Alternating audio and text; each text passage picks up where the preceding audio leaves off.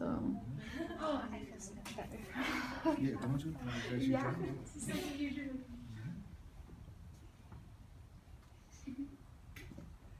Think of something you love to do. Maybe it's your hobby or your passion, or maybe it's that thing that you wake up every single day thinking about and look forward to doing. Do you have something in mind? Now imagine you could no longer do that thing. How heartbroken would you be? Would you give up and just accept the fact that you could no longer do that? Or would you fight every day for the chance to do what you love once more? Take Amberly Snyder.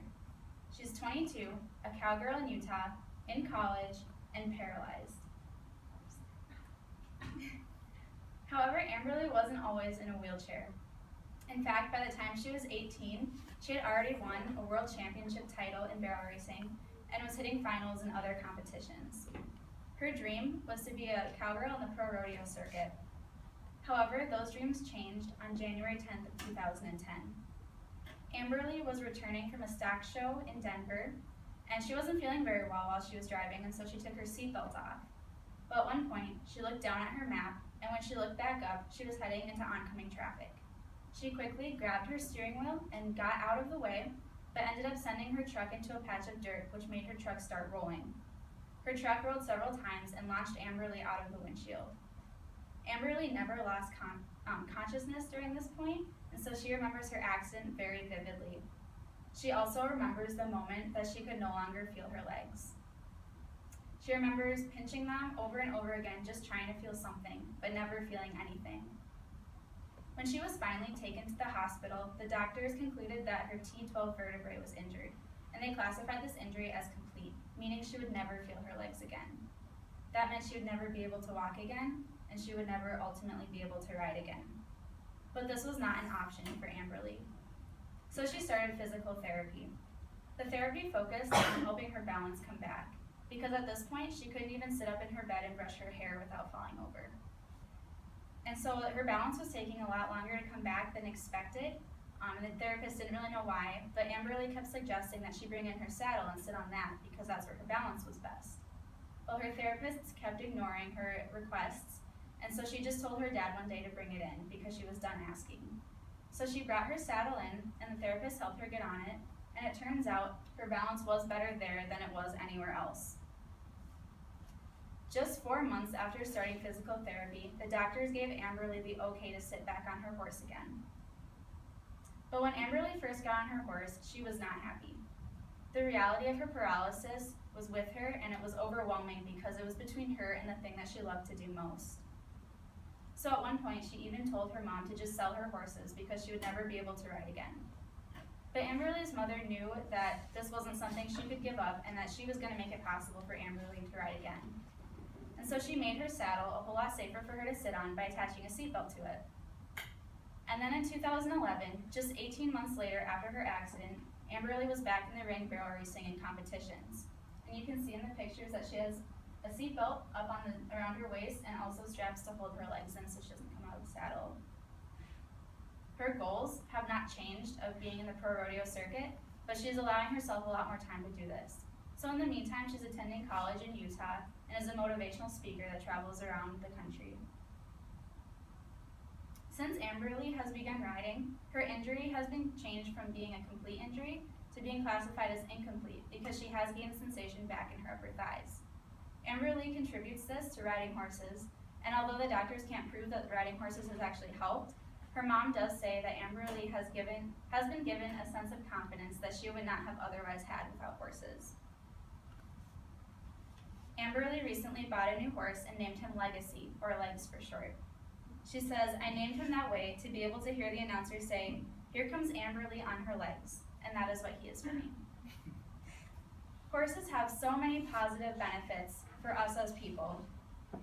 Whether you're brushing your horse down after a long, stressful day or going for a trail ride on a beautiful day, horses can be truly beneficial. And they are not only beneficial physically, but mentally and emotionally as well. Take Amberly Snyder, for example. She used horses to help her gain her confidence and self-esteem back.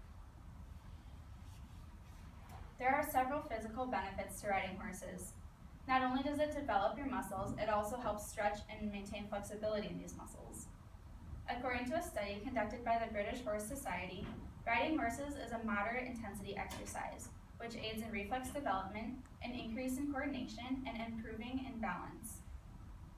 It also helps develop your core muscles because it takes a lot of core strength to balance in the saddle, because that is the main muscle group that you're using, which then, according to Allison Stout, helps in your postural strength and allows you to stand taller. Horseback riding promotes flexibility in the inner thighs and pelvic muscles and also reduces the instances of muscle spasms in these areas. Riding horses can also develop your fine and gross motor skills. So your fine motor skills are things like your toes, your wrists, and your fingers. And your gross motor skills are like your arms, your legs, and your torso. And when you engage all of these muscles while you're riding your horses, you're helping develop coordination in these areas. Horseback riding has also been proven to help with visual perception and kind of like distance and where you are because you're on a moving thing and you're directing it. You're able to kind of have a better perception of that. And research shows that just sitting on a horse and allowing that horse to walk, that movement alone aids in liver function and digestion. Horseback riding is also extremely beneficial for cardiovascular health.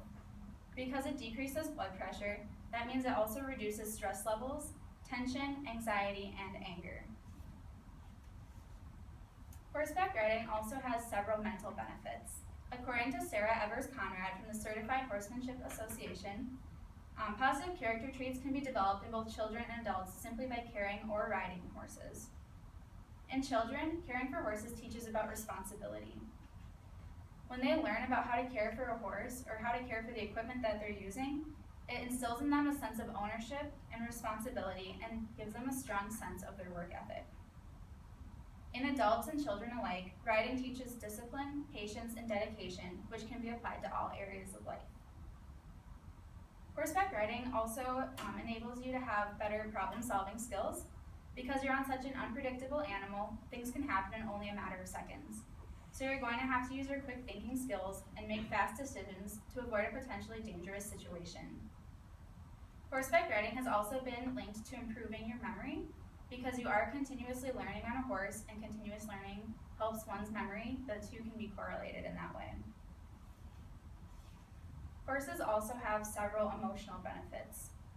Many people will say that riding a horse is cheaper than seeing a therapist. Personally, I feel this to be true because I know that no matter how bad of a day I'm having or how down I feel, I can go to the barn and my horse will be waiting for me and ready to make me feel better. Going to the barn is my escape from things that I'm dealing with, maybe at home or in school, because when I'm there, I'm giving my horse my undivided attention, and I'm really just able to focus on what I'm doing in the moment, and it just takes me away from all of my other stressors. There's also studies that back up my experience with this.